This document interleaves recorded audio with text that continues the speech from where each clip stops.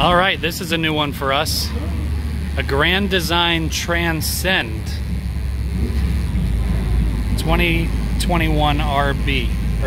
It's the year 2021, 221RB. So it's the rear bath we love.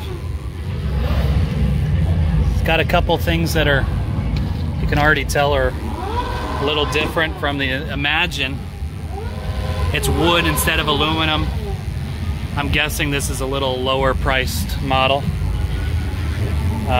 It's the stick and tin as opposed to the fiberglass. But it's almost the same setup. The Explore.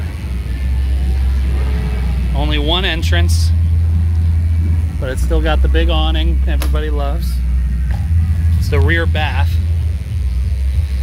So it's the same rear bath that we liked in the Imagine. Lots of space, storage for your towels and things. Big space for the bathroom. Tons of room. And it's nice. This slide opens it up real nice. This one just, it doesn't have a dinette or anything, which probably doesn't matter to us very much.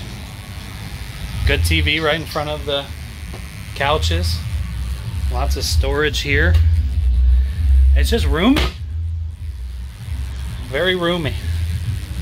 The nice big sink. They gave you access to space underneath. The appliances look nice. I like the finish. It's got a sunlight. I'm guessing it has to do with the whole Explore aspect. It must be they're trying to go for an eco option maybe, because you have the AC and the fan and the skylight, and then a smaller bedroom with not a second door. But because this is so wide, I don't know if when the slide is in, maybe you would get access to this. I'm not sure, but it's nice.